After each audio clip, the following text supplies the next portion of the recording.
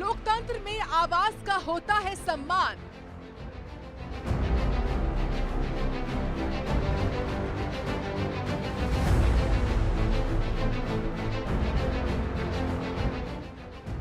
या भीड़ तय करेगी अब हर कानून विधान।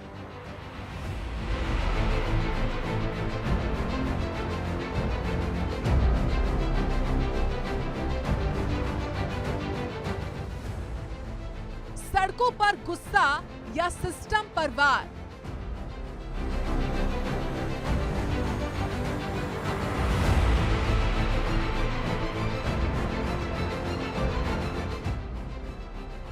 हक की लड़ाई या अराजकता का विस्तार।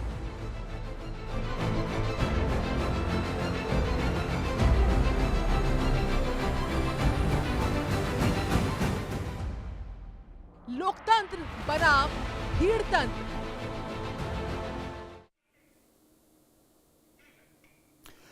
तो चलिए शुरू करते हैं आंकड़े हमारे फैसला आपका। आज की कहानी सिर्फ एक शहर, एक प्रदर्शन या फिर एक घटना की कहानी नहीं है, बल्कि ये वो कहानी है, उस बदलते भारत की कहानी है जहां पर लोकतंत्र की परिभाषा और सड़क पर उठती आवाज दोनों के बीच एक लकीर धुंधली होती जा रही है। और फिर जो तस्वीर सामने आई है वो बेहद गंभीर थी। 50 से ज्यादा फैक्ट्रियों में पथराव और तोड़फोड़ हुई। 150 से ज्यादा गाड़ियों को नुकसान हुआ। करीब 50 वाहनों को आग के हवाले कर दिया। हालात इतने ज्यादा बिगड़े कि पुलिस की गाड़ियां भी नहीं छोड़ी, उन्हें भी पलट दिया गया। जब हालात बेकाबू हुए तो कई थानों की फोर्स मौके पर पहुंची, लेकिन उन पर भी पथराव किया गया। जवाब पुलिस को आंसू गैस के गोले छोड़कर देना पड़ा। कर्मचारियों का साफ कहना था कि जब तक हमारी मांगें नहीं मानी जाएगी आंदोलन जारी रहेगा। उधर सरकार ने भी सख्त रुख अपनाते हुए हाई लेवल कमेटी का गठन कर दिया और कुछ मांगें मान भी ली। संदेश साफ है, औद्योगिक शांति भंग करने वालों पर तो कार्रवाई होगी। लेकिन सबसे बड़ा सवाल यही है कि क्या यह सिर्फ मजदूरी की लड़ाई थी या फिर भीड़ तंत्र की वो तस्वीर जिसने सिस्टम को एक चुनौती दे दी है। सवाल सिर्फ ये नहीं है कि क्या हुआ, सवाल ये है कि वो क्यों हुआ। क्या सिस्टम में कहीं कमी रह गई है? क्या बातचीत की जगह टकराव ने ले ली है? फिर भीड़ के दबाव में आंदोलन अपनी दिशा खो बैठा है। एक और बड़ा सवाल है कि अगर मांगे जायज थीं तो क्या तरीका गलत हो गया? और अगर तरीका गलत था तो क्या दर्द असली नहीं था? इसी पर हम चर्चा करेंगे, क्योंकि आज जो तस्वीर हमें दिखाई दी है वो तस्वीर भीड़तंत्र और लोकतंत्र की है। हक की लड़ाई तो थी, लेकिन कानून का टकराव भी था। लोकतंत्र जीतेगा या भीड़तंत्र का प्रभाव दिखेगा? लोकतंत्र में बहस या फिर भीड़ का शोर है? सबसे बड़ा सवाल इस बात का है कि क्या इस देश में एक ऐसा भीड़तंत्र तैयार हो रहा है जो भीड़तंत्र काबू में नहीं आएगा? इस भीड़तंत्र को तैयार कौन कर रहा है? इस भीड़तंत्र को मजबूर कौन कर रहा है?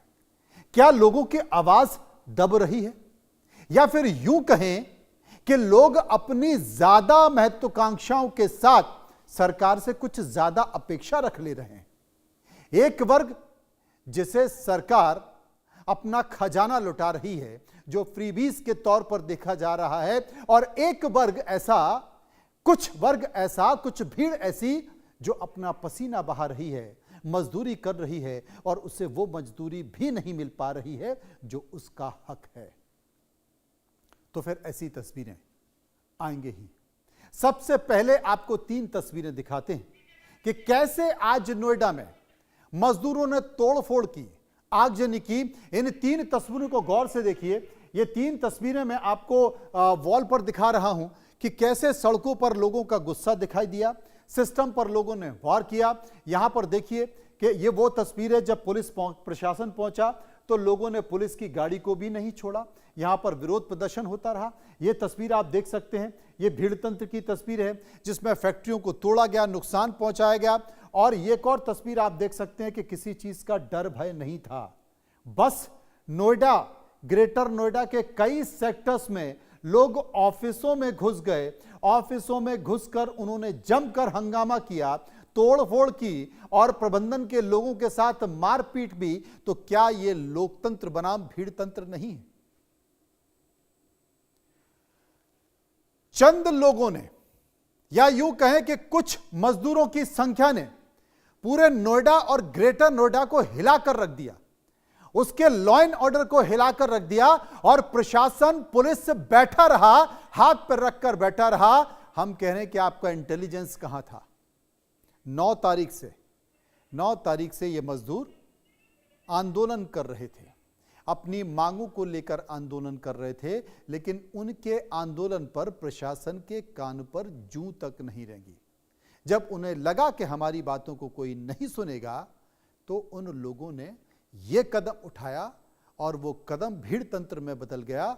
और भीड़ तंत्र में ऐसा बदला कि पुलिस और प्रशासन देखते रह गए, हाथ पैर फूले, कुछ नहीं कर पाए। 8-9 घंटे नोएडा और ग्रेटर नोएडा बंधक बने रहे, सड़कें जाम रही और कोई कुछ नहीं कर पाया। अब सरकार और विपक्ष को सुन लीजिए कि सरकार क्या कहती है, योगी आदित्यनाथ क्या कहते हैं और समाजवादी पार्टी के मुखिया अखिलेश यादव क्या कहते हैं। सुनिए।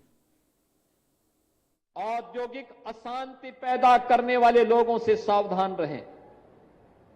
मैं सभी उद्यमियों से भी इस बारे में अपील करूंगा, वे श्रमिकों के साथ, कार्मिकों के साथ सीधे संवाद करें।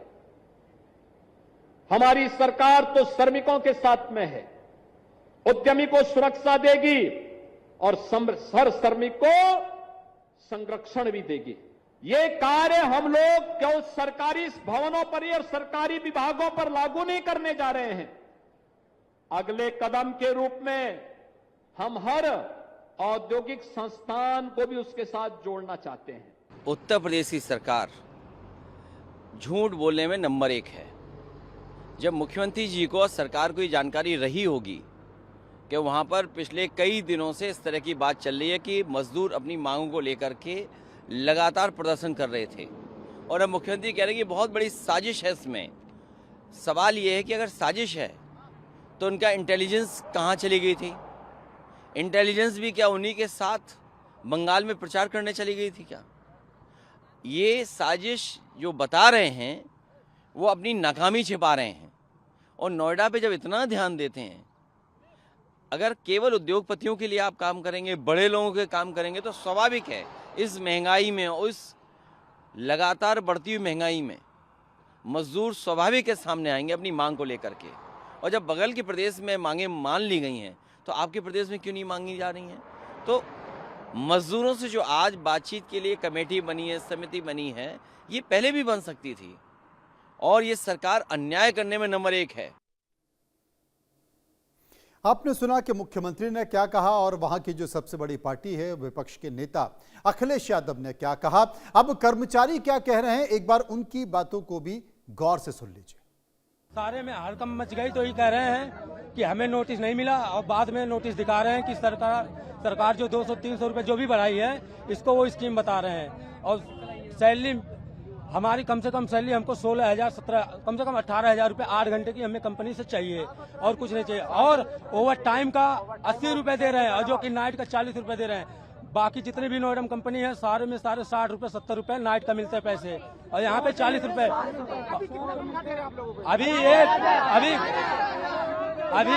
अभी जो है 11,000 रुपए दे रही, 11,000 रुपए। डिप्लोमा वालों को 13,000 रुपए दे रही है।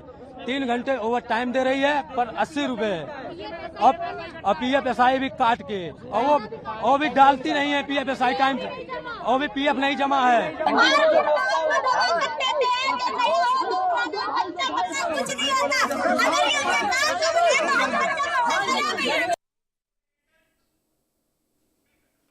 आपने इन बयानों को सुना कि सरकार भी और कर्मचारी का भी अब जानते हैं कि आखिर नोएडा आज क्या हो रहा है।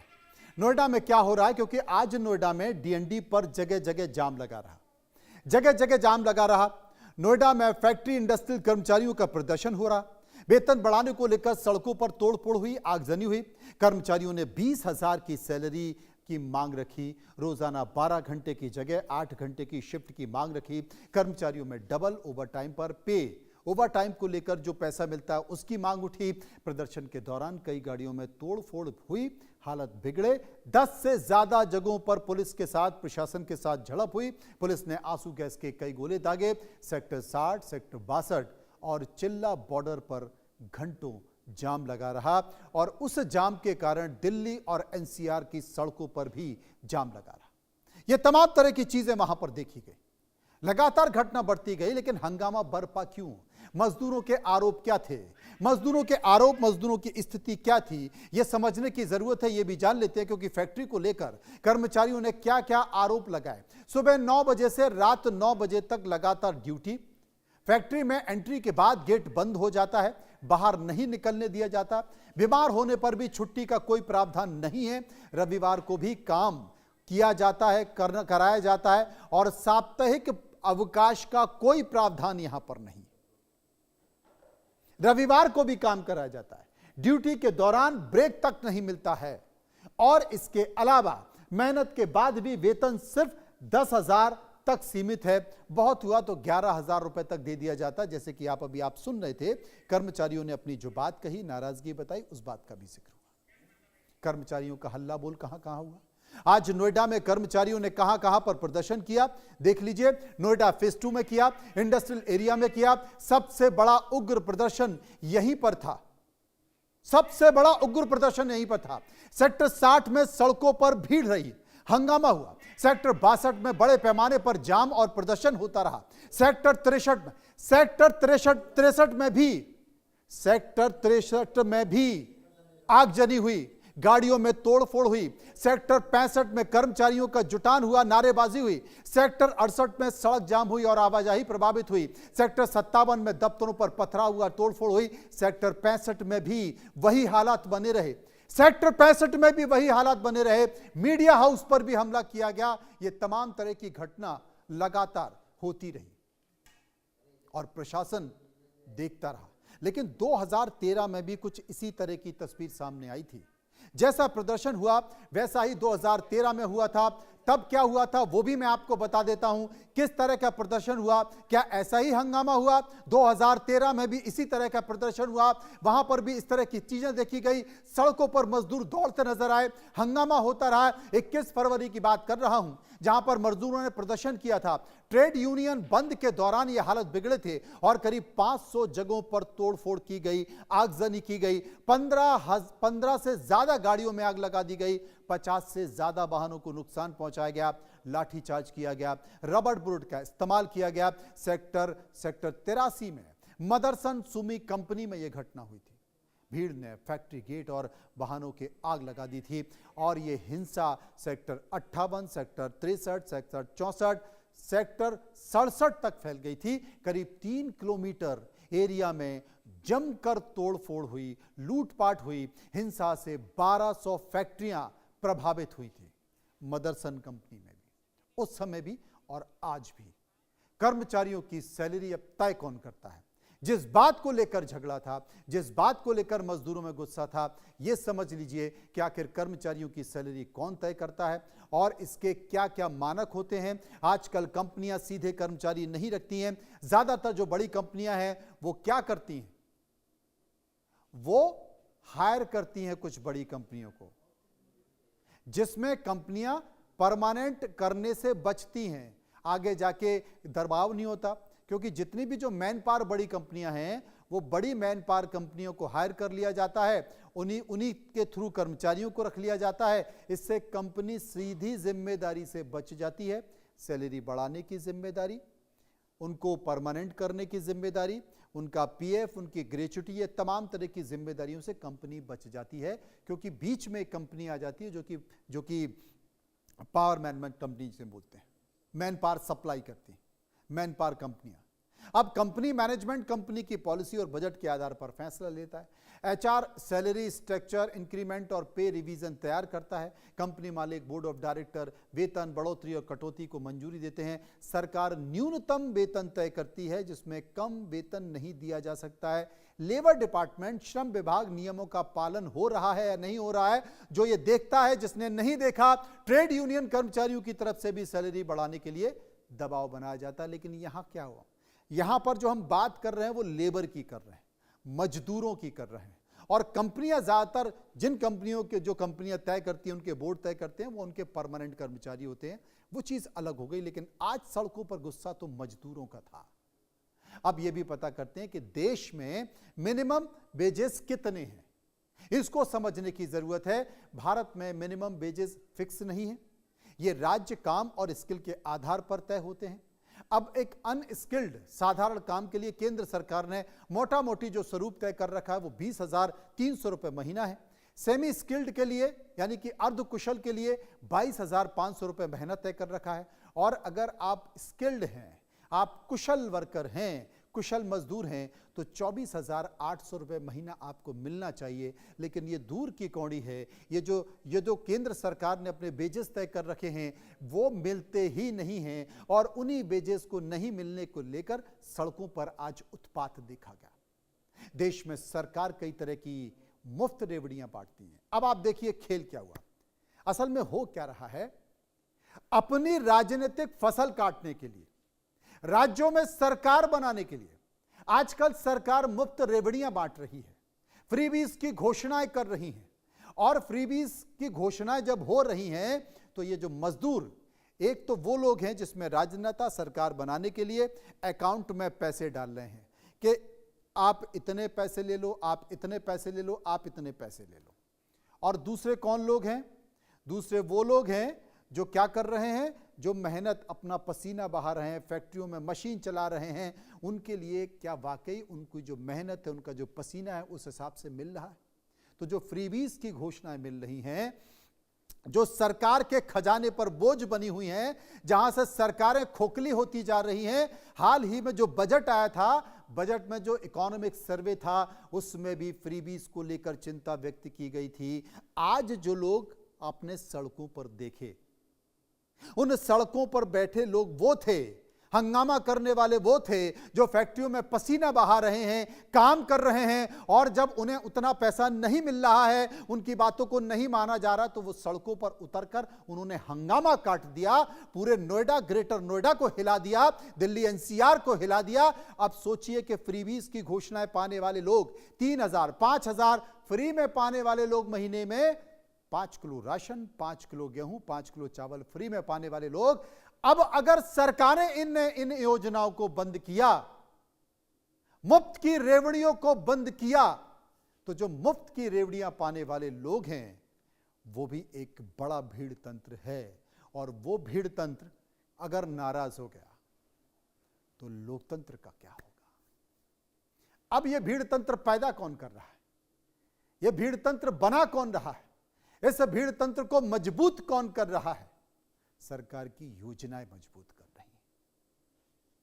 जब मेहनतकश लोगों में, मेहनतकश मजदूरों में, मेहनतकश किसानों में इतना गुस्सा है, तो जनाब मुफ्त की चीज बंद करेंगे तो यह भीड़ तंत्र बड़ा खतरनाक हो सकता है। जैसे जैसे देश तरक्की कर रहा है, वैसा ही भीड़ तंत्र एक ऐसा तंत्र जो वक्त के साथ मजबूत होता जा रहा है। तो ये आपको बता दूं, ये तमाम परिस्थितियों के साथ ये भी जान लीजिए कि भीड़ तंत्र आखिर कितना खतरनाक हो सकता है। भीड़ तंत्र बड़ा तो कानून का डर खत्म हो सकता है। फैसले गुस्से और अफवाह पर होने से लगेंगे और तमाम सारी बातों के बीच जो तथ्य हैं, तथ्य पर नहीं और तोड़फोड़ आम बात हो सकती है। निवेश और उद्योगों पर इसका असर हो सकता है। ये तमाम बातों के साथ साथ वो घटनाएं हो सकती हैं, आम आदमी की सुरक्षा खतरे में पड़ सकती है, पुलिस और प्रशासन पर दबाव बढ़ेगा, लोकतांत्रिक संस्थाओं की साख कमजोर होगी, सोशल मीडिया से भीड़ जल्द भड़क सकती है। एक घटना से देश भर में अस्थिरता पैदा हो सकती है। सबसे बड़ा खतरा लोकतंत्र की जगह भीड़ तंत्र ही है। इस बात को गंभीरता से समझने की जरूरत है। और लोकतंत्र में अगर भीड़ तंत्र बढ़ गया, भीड़ तंत्र का राज अगर बढ़ गया, भीड़ तंत्र का गुस्सा बढ़ गया तो लोकतंत्र के लिए बड़ा खतरनाक हो सकता है। आज की घटना, आज की तस्वीर यह बताती है और सरकारों को इस पर सोचने की जरूरत है। और सरकार अगर नहीं सोची तो आप सोचिए कि क्या होगा, कब कब क्या हुआ। भीड़ तंत्र की छोटी छोटी झलक मैं आपको बताता हूं कि देश में कब कब भीड़ तंत्र अगर आया तो उसकी स्थिति क्या हुई, उसने क्या असर डाला। नोएडा के हाउस हेल्प ने, आपको बता दें कि नोएडा में हाउस हेल्प ने एक सोसाइटी है, उस सोसाइटियों में क्या हुआ, उस सोसाइटी में ये हुआ कि वहां पर एक काम करने वाली कर्मचारी थी, उसका झगड़ा अपने मालिक से हो गया, किसी बात को लेकर हुआ, वो अपने सारे साथियों को बुला कर ले आई। 250 लोग उस सोसाइटी में घुस गए, पूरी सोसाइटी को बंधक बना लिया, पूरी सोसाइटी में तोड़फोड़ की गई। आप सोचिए, पश्चिम बंगाल में अभी एक घटना हुई, पश्चिम बंगाल में 7 अधिकारियों को घेर कर बंधक बना लिया गया। 7 कानून के अधिकारियों ने बंधक बना लिया गया। अग्निपथ योजना के खिलाफ आपको याद, भीड़ ने ट्रेनों में किस तरह हंगामा काटा। किसान आंदोलन आपने देखा कि भीड़ इकट्ठा हुई तो क्या हुआ, पुलिस पर पथराव हुआ। छोटे मोटे विवाद भी किस तरीके से बड़े हो गए। कई बार गुस्से में लोग अपने कानून हाथ में ले लेते हैं, इससे कानून और व्यवस्था पर असर पड़ता है। लेकिन यह मानस समझने की कोशिश कौन करेगा।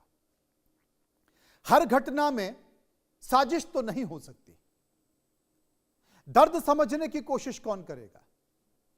अरे 9 तारीख को आंदोलन किया गया था, 9 तारीख से जिस तरीके से आनन फानन में एक छोटा सा कर्मचारी से लेकर और मुख्यमंत्री तक हर कोई सजग हो गया, सब किसी ने यह जानने की कोशिश की 9 तारीख से अगर नोएडा में कर्मचारी बैठकर प्रदर्शन कर रहे थे तो उस वक्त डीएम उनसे मिलने क्यों नहीं पहुंची।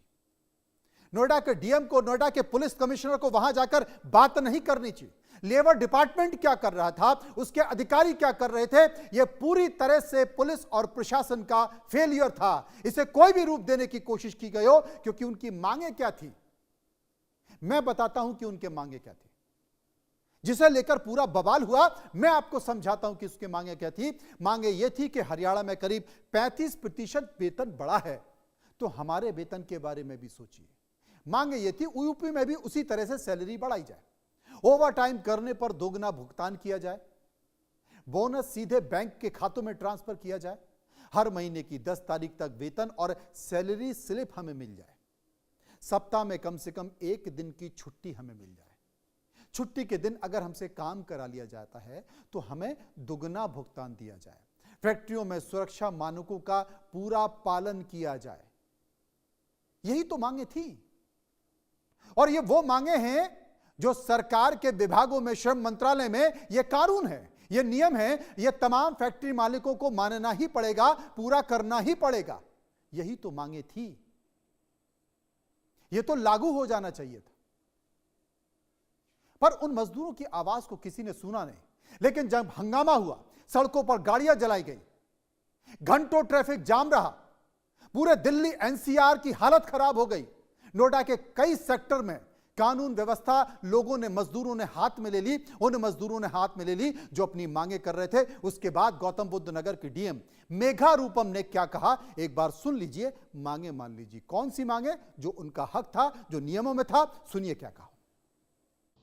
पहला निर्देश, ओवर टाइम का भुगतान दुगनी दर से किया जाएगा।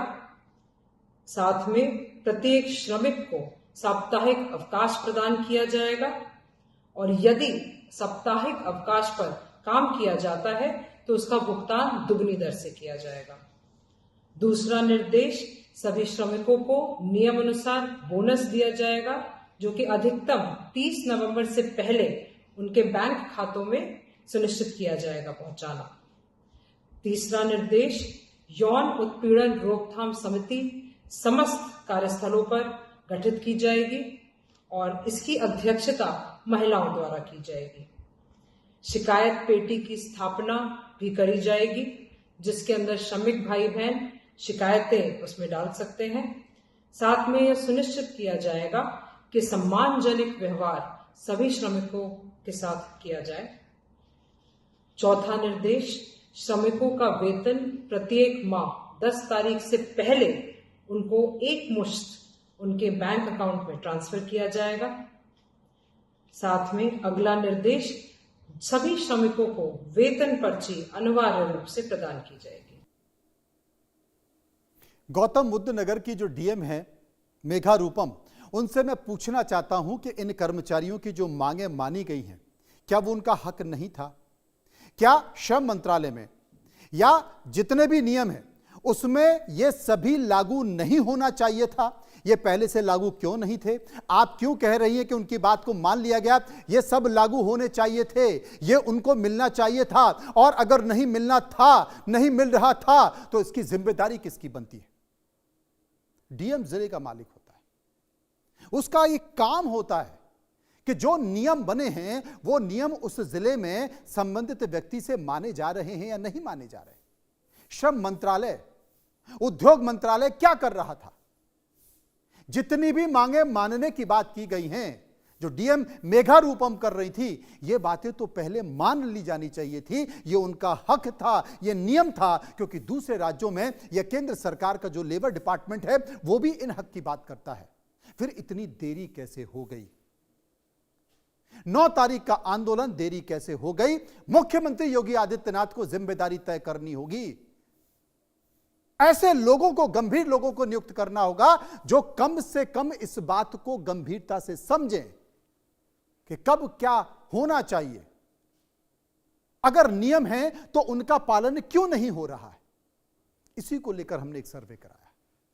हम जनता के बीच गए, वहां जाकर लोगों से कुछ सवाल पूछे, लोगों ने उस पर अपनी राय दी है। जो सवाल पूछे उसमें पहला सवाल आपके सामने कि क्या नोएडा का प्रशासन हक की लड़ाई था या फिर कानून को चुनौती? लोगों की जो राय निकल कर आई वो आपके सामने। करीब 66% लोगों ने कहा यह हक की लड़ाई थी। 13% लोग बोल रहे थे कि दोनों, कानून को चुनौती और हक की लड़ाई, दोनों का जिक्र कर रहे थे। सर्वे का एक और सवाल जो हमने लोगों से पूछा वो सवाल था कि क्या सड़कों पर उतरी भीड़ लोकतंत्र को मजबूत करती है या फिर कमजोर करती है? जो लोगों की राय निकल कर आई, 38% लोगों ने कहा मजबूर करती है, मजबूत करती है। 55% लोगों ने कहा कमजोर करती है और 7% लोग कह रहे थे कि असर नहीं पड़ता। सर्वे का एक और सवाल जो हमने लोगों से पूछा कि क्या हिंसा के जरिए हक लेना जायज ठहराया जा सकता है? लोगों की राय, 19% लोगों ने कहा हाँ, हालात में, ऐसे हालातों में ये जरूरी होता है। 8% कह रहे थे कभी कभी ये ठीक होता है। 73% कह रहे थे कि नहीं, ये बिल्कुल गलत है, ऐसा नहीं होना चाहिए। सर्वे का एक और सवाल जो हमने लोगों से पूछा कि क्या सिस्टम की नाकामी ही ऐसे उग्र प्रदर्शन की वजह है? सिस्टम की नाकामी, 55% लोगों ने कहा यह पूरी तरह से सिस्टम की नाकामी थी, अधिकारी इसको गंभीरता से समझ नहीं पाए, इस मैटर की गंभीरता को समझ नहीं पाए। 23% लोगों ने कहा, 23% लोगों ने कहा कि नहीं, भीड़ इसकी जिम्मेदार है। 17% लोगों ने कहा कुछ हद तक, और 5% लोग इस पर कुछ भी कहना नहीं चाहते थे। चर्चा करते हैं, समझने की कोशिश करते हैं। आनंद दुबे, प्रवक्ता बीजेपी, अखिलेश कटियार, प्रवक्ता समाजवादी पार्टी, और supreme court advocate Rudra Vikram Singh इस वक्त मेरे साथ मौजूद हैं।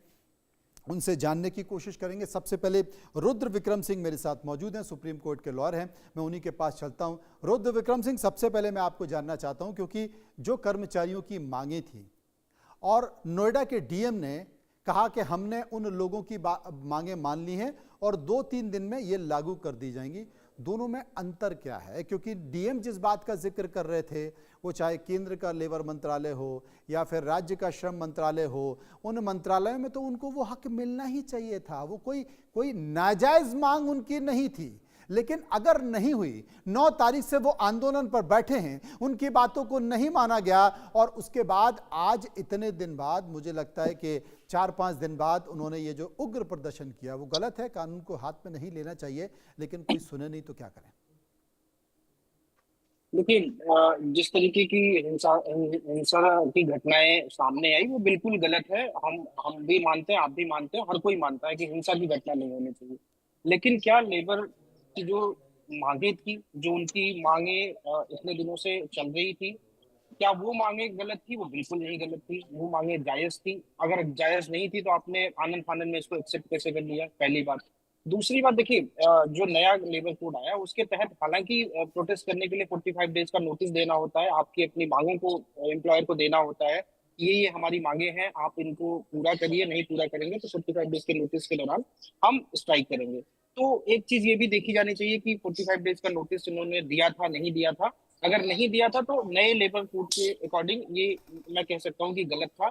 लेकिन मूलतः हमें क्या देखना चाहिए कि जो क्या उन्होंने जो मांग की थी वो मांगे उनकी गलत थी? मांगे बिल्कुल जायज थी। आज के दौर में, महंगाई के इस दौर में, अगर वो इस बात की मांग कर रहे हैं कि हमारा वर्किंग शिफ्ट 8 घंटे का होना चाहिए, अगर वो इस बात की मांग कर रहे हैं कि हम मिनिमम वेजेस, जो फिक्स मिनिमम वेजेस है वो बढ़ाया जाना चाहिए, और जो अगर हॉलीडेज में वो काम कर रहे हैं तो उनको डबल पे मिलना चाहिए, ये सारे जो नए लेबर कोड है उनमें है। जो नई व्यवस्था लेबर कोड की गई है उसमें ये है कि अगर आप वर्किंग आवर्स से ज्यादा काम कराते हैं तो आपको डबल पे करना पड़ेगा, अगर आप छुट्टियों में बुलाते हैं तो आपको डबल पे करना पड़ेगा। ये सारी व्यवस्थाएं लेबर कोड में ऑलरेडी हैं, तो उसको इम्प्लीमेंट करने की जिम्मेदारी जिला प्रशासन की होती है, और मुझे लगता है कि जिला प्रशासन इस बात में बिल्कुल पूरी तरीके से खेल रहा है। और आज जब स्थितियां इतनी भयंकर हो गई, जब लोगों को आगजनी का सामना करना पड़ा, बहुत सारे लोग हादसे में रहे पूरे दिन, जो मुझे सुनने में आया कि 1-2 बसेस वगैरह भी जलाई गई, तब जाके प्रशासन जाएगा। तो ये बहुत ही, और नोएडा जैसी जगह में ये घटना होना बेहद ही शर्मनाक मैं मानता हूँ।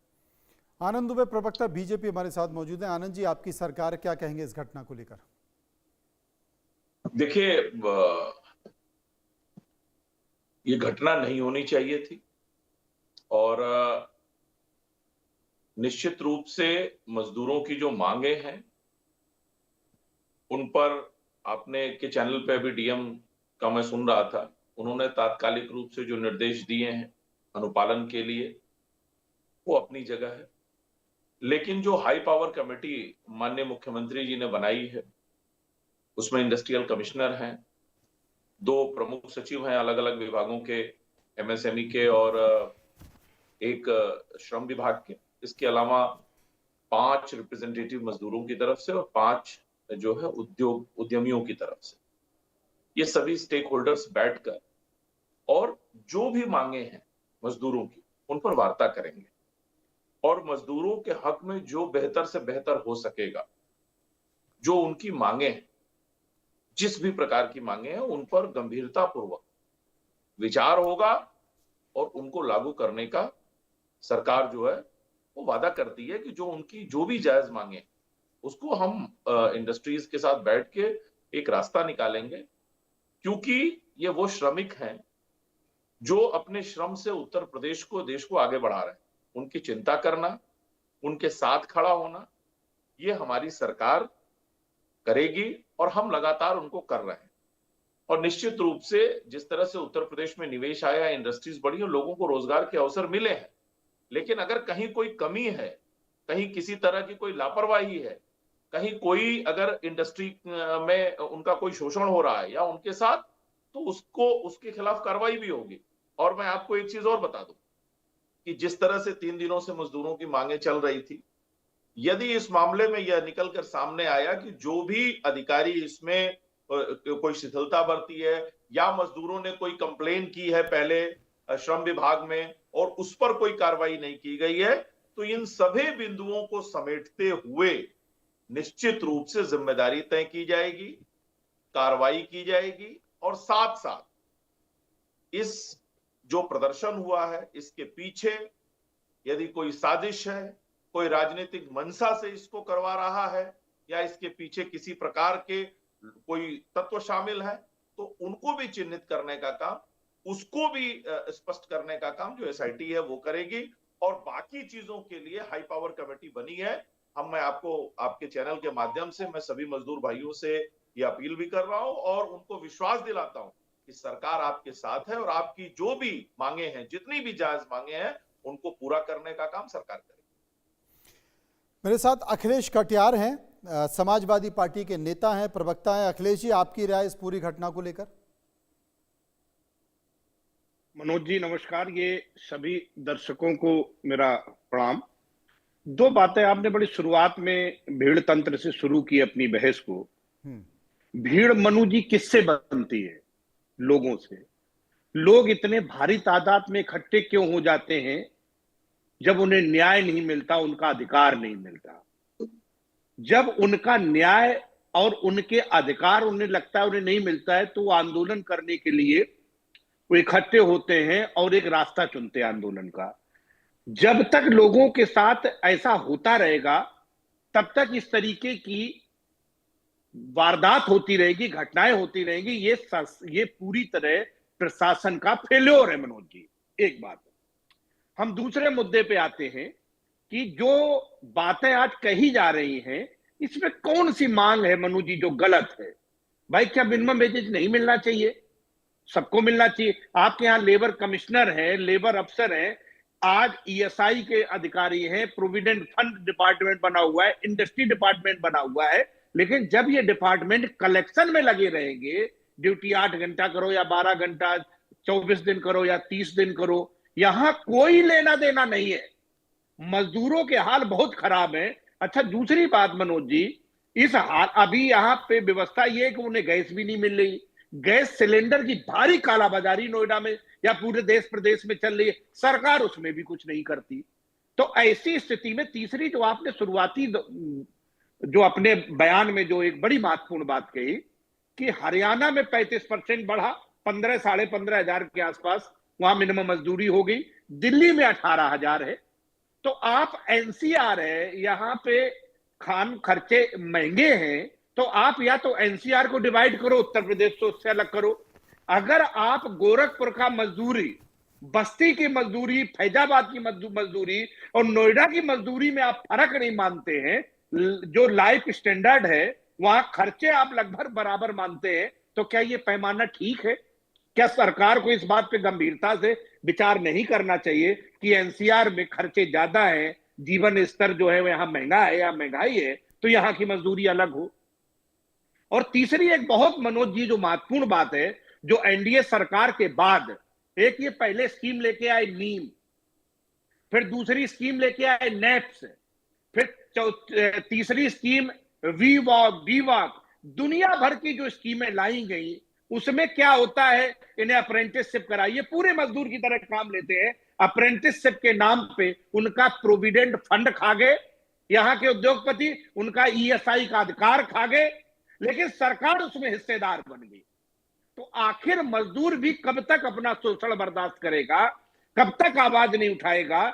हम किसी भी ऐसी घटना को हम कभी नहीं समर्थन करते हैं जो हिंसा का रास्ता तय करे, लेकिन जो भारतीय जनता पार्टी इसमें भी राजनीतिक मामला ढूंढ रही है कि अगर इसके पीछे कौन है। अरे भाई, मजदूरों के पास गैस नहीं है, चूल्हा जला के रोटी बना रहे हैं, इसमें आप साजिश ढूंढ रहे हो? जाके उसको हल करो ताकि उन्हें जीवन उनका ठीक से चल सके। दो बात मनोज जी कह के मैं अपनी बात पूरी करूंगा। उत्पादन और निर्माण, दुनिया में दो ही चीजें हैं जिससे पूरा देश संपन्न होता है, तरक्की करता है। उत्पादन का काम किसान करता है, निर्माण का काम मजदूर करता है। अगर किसान आंदोलन करे तो आपको खालिस्तानी लगते हैं वो, आप उसमें भी एंगल डाल के ले आते हो। आज मजदूर आंदोलन कर रहा है, उसमें भी आप एंगल डाल के ले आओ। सरकार अपनी असफलताओं को कितने रास्ते, कितने बहाने ढूंढेगी, बजाय इसके कि वो हल करे मामले। धन्यवाद। रुद्र विक्रम सिंह मेरे साथ मौजूद है, सुप्रीम कोर्ट के वकील हैं। रुद्र विक्रम साहब, विरोध हुआ, हंगामा हुआ, मैं अगर गंभीरता से मैंने इस मसले को समझा है तो निश्चित तौर पर उनकी जो मांगे थी वो मांगे कोई ऐसी नहीं थी कि उन्हें माना नहीं जा सकता था या वो लागू नहीं। अगर labour department, industry department, MSME के अधिकारी और स्थानीय प्रशासन अगर इस मसले पर गंभीरता से कर लेता, उसमें क्या था, बीमार होने पर छुट्टी मिल जाए, सप्ताह में कम से कम एक दिन छुट्टी मिले, और इसके साथ साथ अगर हम आने के बाद गेट बंद हो जाता है, हमें एक आधा घंटे 1 घंटे का ब्रेक मिल जाए। कोई ऐसी मांग नहीं है। ये तो मानव अधिकार है, हर व्यक्ति का मानव अधिकार है। वो मानव अधिकार आयोग चला जाएगा, नोटिस दे देगा, आपको मानना पड़ेगा।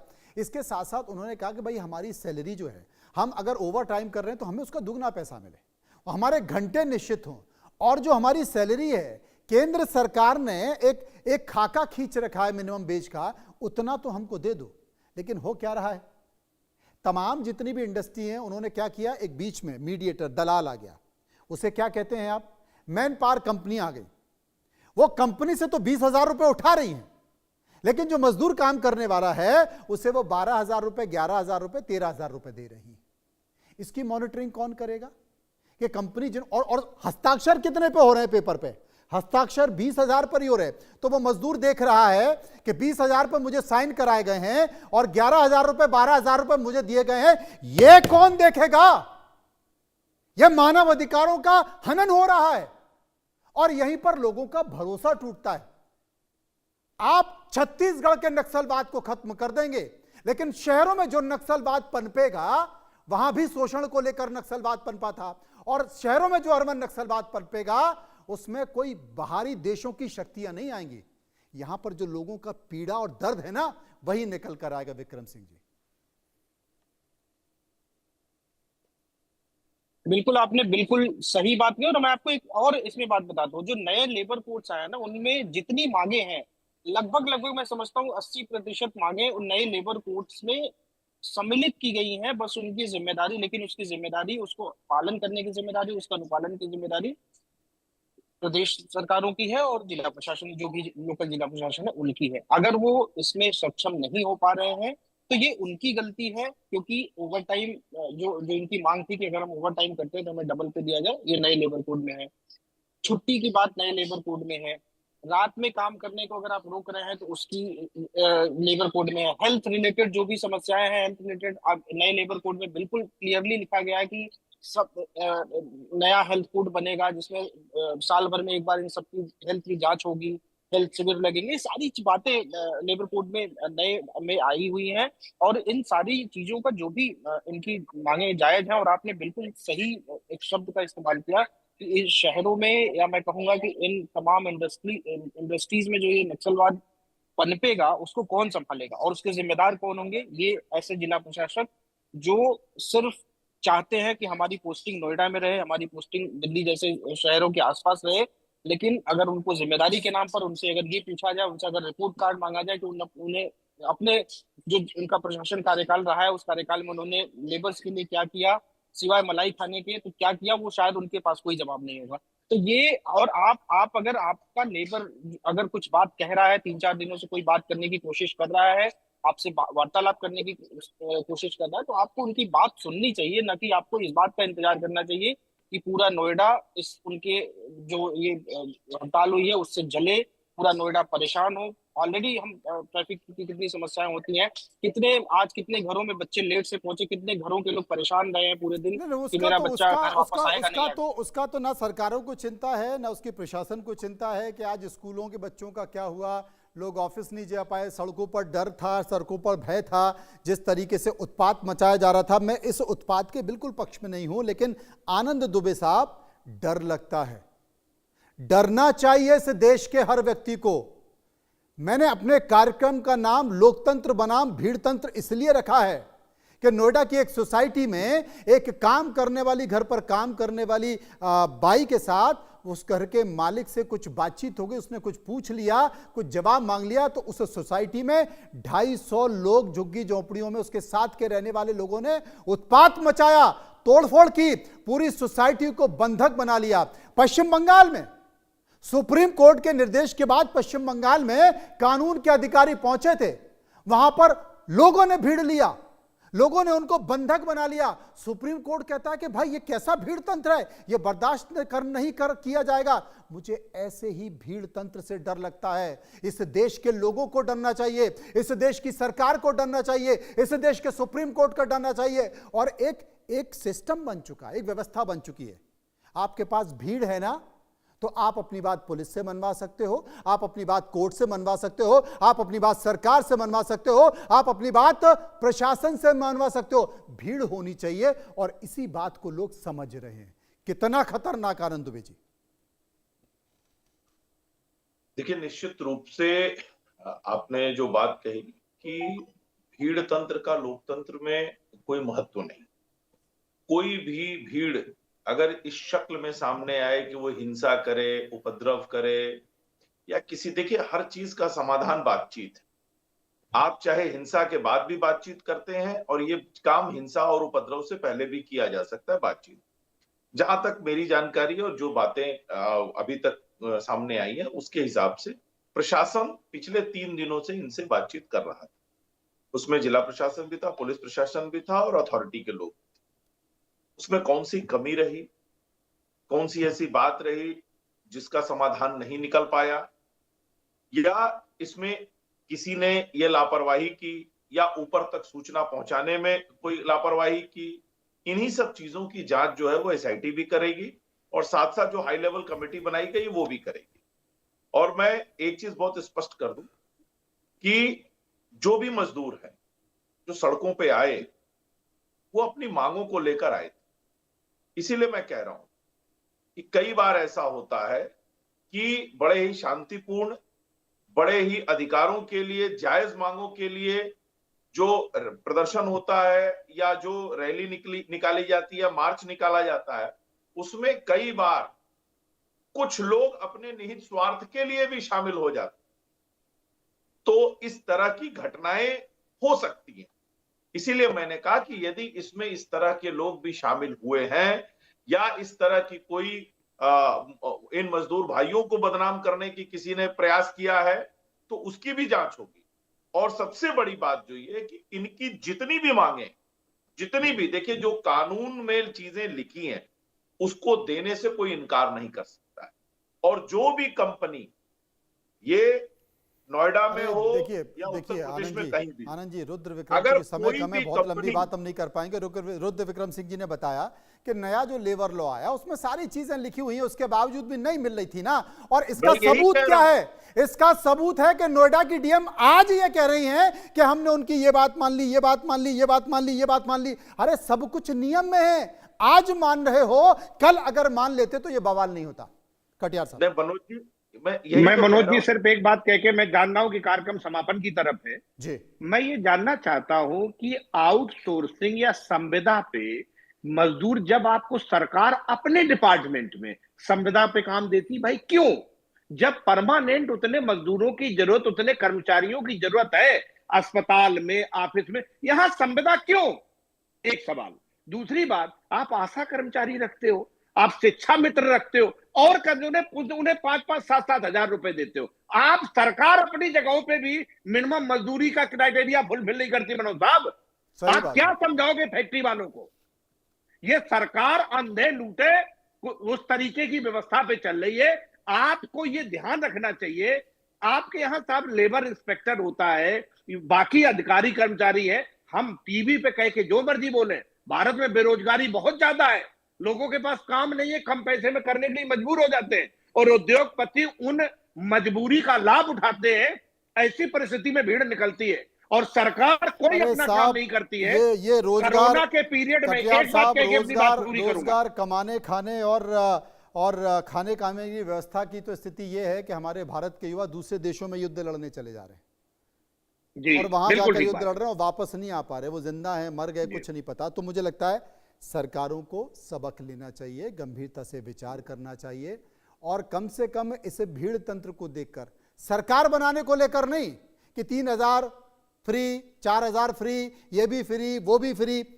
इस भीड़ तंत्र को गंभीरता से समझे और वो देखे कि आगे भविष्य में ये आपके हाथ से बाहर ना निकल जाए, आपके काबू में रहे और संतुष्ट रहे। इसके बारे में नीति बनाने की जरूरत है। और ये जो जितने नियम, कायदे, कानून, ये जितने भी बिल धड़ाधड़ बन रहे हैं, अरे धरातल पर इसको लागू कर दो। कम से कम 70% परेशानी तो वैसे ही खत्म हो जाएगी जो लागू नहीं हो पा रहे हैं। बहुत बहुत शुक्रिया करूंगा सभी का जो मेरे साथ इस चर्चा में मौजूद रहे।